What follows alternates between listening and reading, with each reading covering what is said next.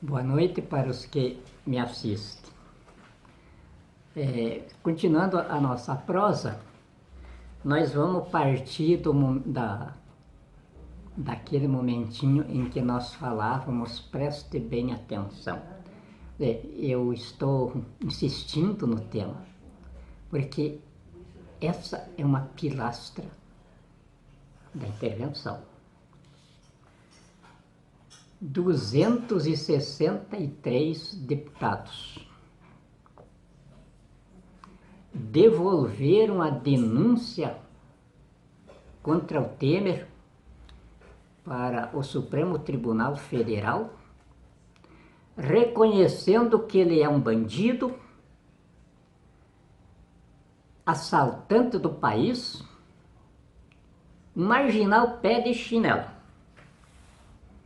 Porque na posição que ele está, cometendo os tipos de crime que ele comete, não merece referência de nenhum tipo, a não ser essa de marginal pé de chinelo. Os deputados 263 que receberam os mandatos de vocês nas urnas, não por via lícita, porque quase todos, aliás, pelo princípio de direito penal, de que quem se associa a criminoso ou a organização criminosa é parte dos crimes que ele comete, nenhum dos 263 deputados fica de fora dos crimes que Michel Temer cometeu, porque está denunciado por eles. Para esses representantes de vocês, esse marginal deve ser processado e julgado pela justiça, depois que ele deixar o mandato de presidente da República. Então, ele não serve para a sociedade como pessoa, como cidadão de dignidade humana. Mas ele serve para governar este país e ser o chefe de Estado aqui e ser o comandante supremo e autoridade suprema das Forças Armadas. Prestem bem atenção a isto, meu povo. Nenhum lugar na face da terra teríamos uma nação com um grau de decadência que pudéssemos dizer são iguais a nós. Não, nós esperamos todos. Os analistas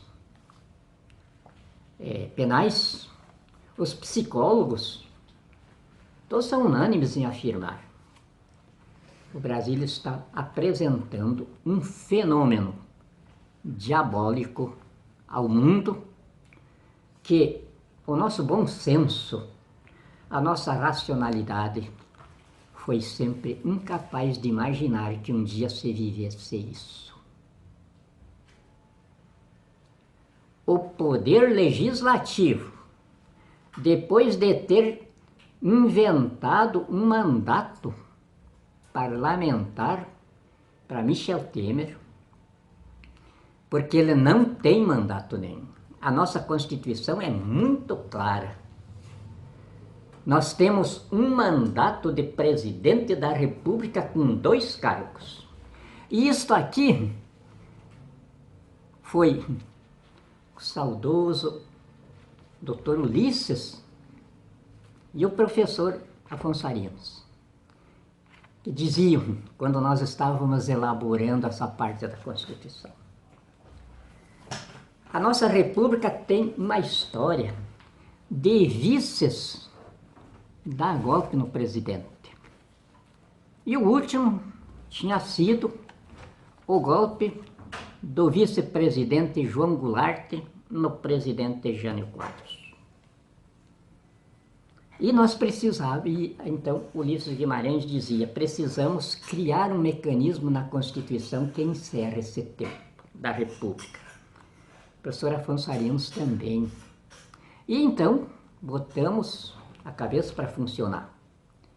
E criamos então um mandato único de presidente da República com 2 cargos, de vice e de presidente e de vice. O vice-presidente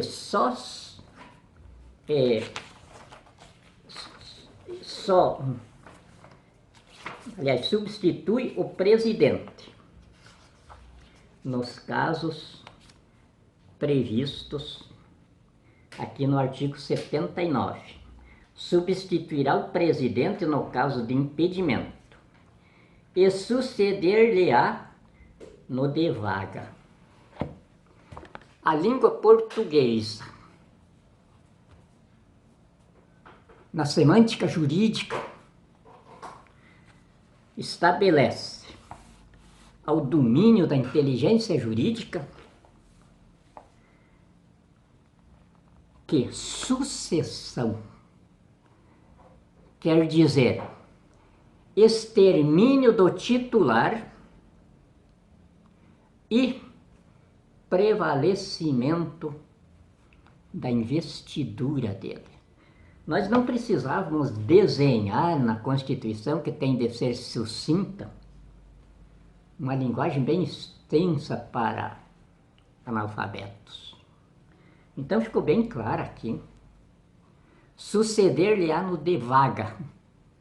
Então isto aqui quer dizer, o vice-presidente sucede o presidente na Constituição brasileira em 3 casos: morte, doença que o inabilite para o exercício do mandato e renúncia.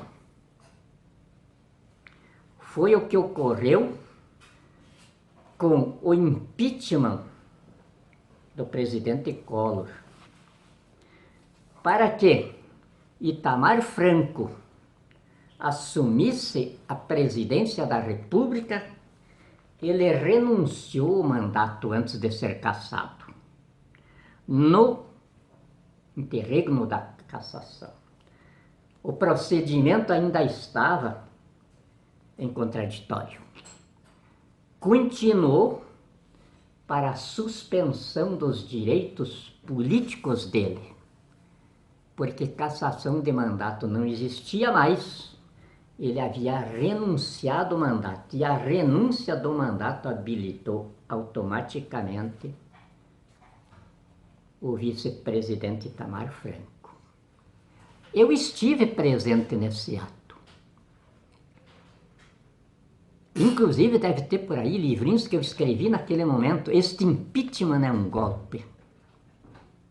E nesse livrinho eu dei o parecer de como o presidente Collor deveria contornar o golpe que as chamadas esquerdas tinham preparado para assumirem o poder.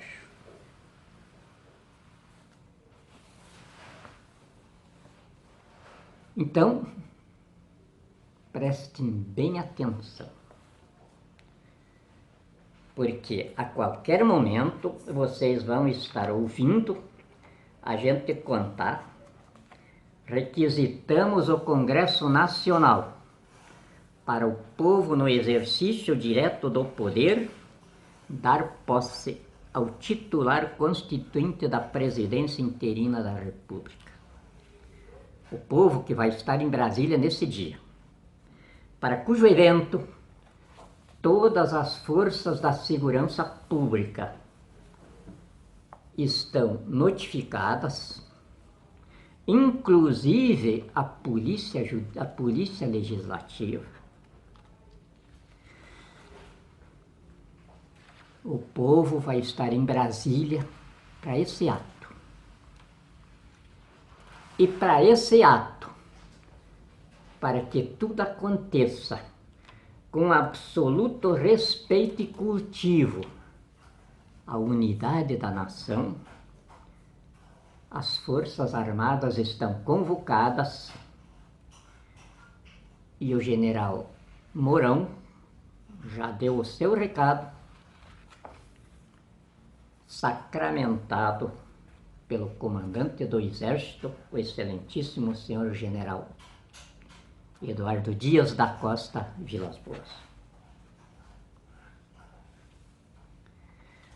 Tudo isto, minhas brasileiras, meus brasileiros, porque a Constituição instituiu os mecanismos de ação para este momento. Senão nós estávamos irremediavelmente perdidos já num país comunizado, anarquizado, muito pior do que todos os outros que sofreram nas mãos dos comunistas. Preciso, então, para o entendimento claro agora, de informar coisas que eu vejo que muito pouca gente sabe. E os que participaram daquele momento, inclusive dizem as Forças Armadas que parece que está sobrando só eu, a não ser os militares que ainda estão na reserva.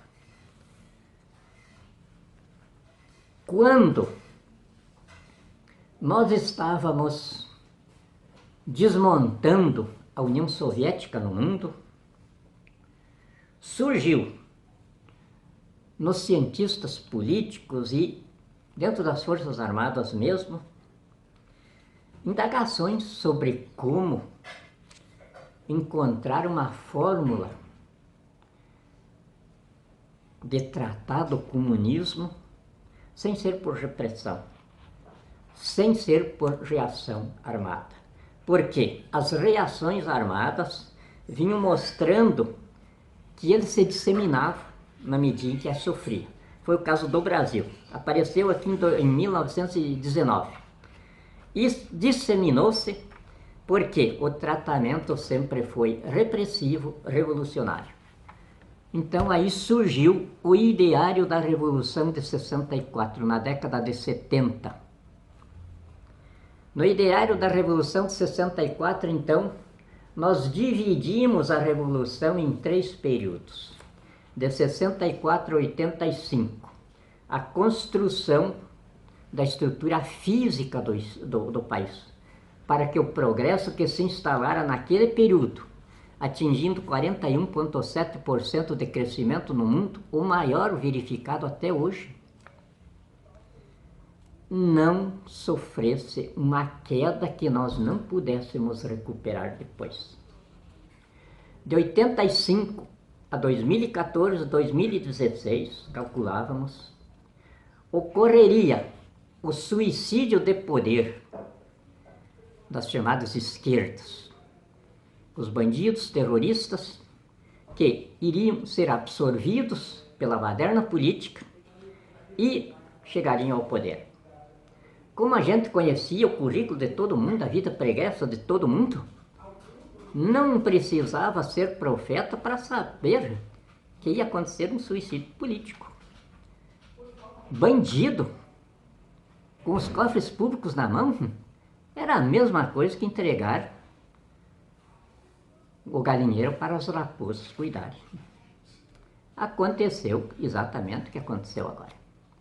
Quando as Forças Armadas notaram que a fase final do suicídio de poder, Lula tinha instalado com o projeto de poder do PT de comunizar o Brasil em 22 anos, pelo crime organizado no governo, operado por gangues políticos e gerido por corporações quadrilheiras, as Forças Armadas, na experiência e clarividência de segurança pública e segurança nacional que as dota, tiveram a consciência de que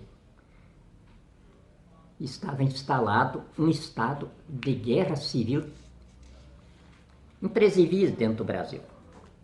Tanto que o general Chagas chegou a dizer: Sabemos quando começa e como começa. Não sabemos o jeito que vai terminar e como isso termina. Então foi aí que nós entramos em ação com a guerra de inteligência. A inteligência das Forças Armadas, subsidiando a Polícia Federal, transformamos aquela tragédia em caso de polícia e chegamos agora a este momento com a guerra civil terrorista resumida apenas no bandido Michel Temer e suas quadrilhas para ser retirada do poder. Não consideramos ainda uma vitória. Consideramos um momento sob as vistas de Deus, que nos conduziu até aqui,